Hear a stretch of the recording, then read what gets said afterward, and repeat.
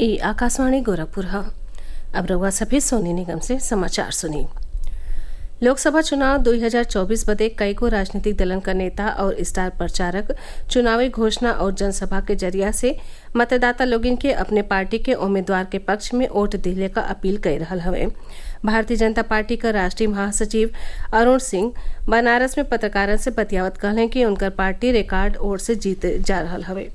उहाँ के कहनी कि भाजपा का सीनियर नेता और प्रधानमंत्री नरेंद्र मोदी वाराणसी संसदीय सीट से पछिलका बेरी से बेसी वोट पाई हैं। वहीं भाजपा नेता और मुख्यमंत्री योगी आदित्यनाथ लखनऊ में पत्रकार वार्ता में कहले कि भाजपा के संकल्प पत्र में अगला 5 साल खातिर सज्जो बात के ध्यान में रखल गयल हो। मोदी के गारंटी पर 80 करोड़ लोगन के मुफ्त राशन मिली, अदालत की कार्रवाई में तेजी ले आवल जाई और सिविल कार्रवाइयों तेज हुई।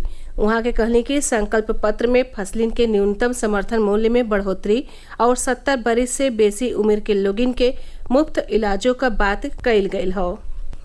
समाजवादी पार्टी का मुखिया और पूर्व मुख्यमंत्री अखिलेश यादव मुजफ्फरनगर में जनसभा के संबोधित करत कहले कि उनकर पार्टी और INDIA गठबंधन कर सरकार बनले पर अग्निवीर व्यवस्था खत्म कर दिहल जाई।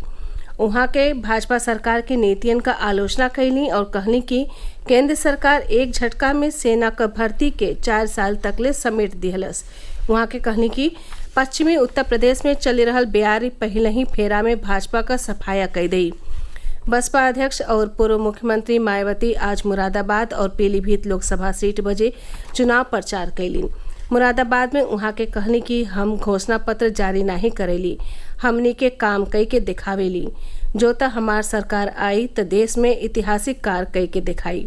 पीलीभीत में बीसलपुर में जनसभा के संबोधित करत उहाँ के दलितन, गरीबन, किसानन और मेहरारून के हित में बसपा बदे वोट देवे क अपील कैली। प्रदेश के कई गो जिलन में मतदाता लोगन के जागरूक करे खातिर कई तरह के गतिविधियन का आयोजन हो रहल हवे। भदोही जिला में वहां का जिलाधिकारी विशाल सिंह मोटरसाइकिल चला के मतदाता जागरूकता रैली का अगुवाई कैले। वहां आयोजित मतदाता जागरूकता बाइक रैली और सभा में कई गो विभागन का करीब 1000 अधिकारी, कर्मचारी और शिक्षक हिस्सा ले।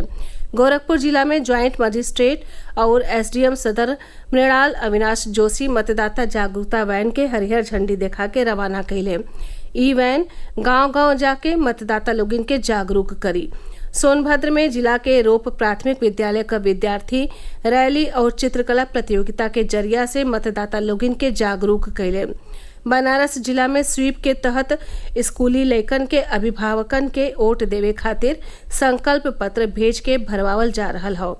महाराजगंज जिला में जिलाधिकारी अनुनय झा कई गो प्रतियोगिता में चयनित लोगिन के साथे कलेक्ट्रेट सभागार में बतियवले। उहाँ के सज्जो चुनल गए लोगिन से स्वीप कार्यक्रम से जुड़ के लोगिन के वोट देवे बदे प्रेरित करे क अपील कैली। रामनवमी के दिन 17 अप्रैल के दोपहरिया 12:16 पर सूर्य का किरण रामलला के ललाट पर 5 मिनट खातिर पड़ी और उनकर तिलक करी। एकरे बदे वैज्ञानिक लगातार अभ्यास कर रहल हमें। ये जानकारी श्री राम जन्मभूमि मंदिर निर्माण समिति का अध्यक्ष नृपेंद्र मिश्र दिहले। उहाँ के श्री राम जन्मोत्सव के इंतजाम का निगरानी करे अयोध्या पहुंचल है। उहाँ के बतौनी कि राम मंदिर निर्माण से जुड़ल सज्जो कार्य दिसंबर 2024 ले पूरा हो जाई। रामनवमी मेला पर अयोध्या जाए वाले श्रद्धालुअन के सुविधा खातिर परिवहन निगम की ओर से सोमवार से शटल बस सेवा शुरू हुई। निगम चारबाग, कैसरबाग और अवध बस स्टेशन से हर घंटा बस चलाई। निगम के हिसाब से 20 अप्रैल ले अयोध्या बदे करीब 50 बस चलावल जाये। लखनऊ से अयोध्या जाए वाली बस बाईपास स्थित अयोध्या धाम बस स्टेशन पहुंचाई। लखनऊ से अयोध्या जाए वाली बसन के राह में कौनो बदलाव नहीं कइल गयल हो। चारबाग से 20 से ज्यादा बस, जबकि आलमबाग और कैसरबाग से 15-15 बस चलावल जाई हैं। चैत नवरात्र के 7वां दिन ने विंध्याचल के प्रसिद्ध शक्तिपीठ किले के प्रदेश के कई गो देवी मंदिरन में आज भिरहिए से श्रद्धालु दर्शन पूजन कर रहल हवे। विंध्याचल धाम में नवरात्र मेला में श्रद्धालुअन का भारी भीड़ लागल हो। वहां आज रात में महानिसा का पूजा हुई, जिसमें साधु संत के अलावा तांत्रिकों हिस्सा लेवेले। भारी भीड़ के देखत धाम में सुरक्षा का कड़ेर इंतजाम कइल गयल हो। लोक संस्कृति के संवर्धन बदे कुशीनगर जिला में जोगिया जनूबी पट्टी गांव में काली देर संझा शुरू भइल लोक रंग महोत्सव के दूसरका दिन ने एगो संगोष्ठी का आयोजन कइल गयी। लोक संस्कृति में समावेशी विषय पर आयोजित इस संगोष्ठी में कई गो सीनियर शिक्षाविद और विचारक हिस्सा लेले। एकरे साथ ही इस समाचार बुलेटिन पूरा भइल। नमस्कार।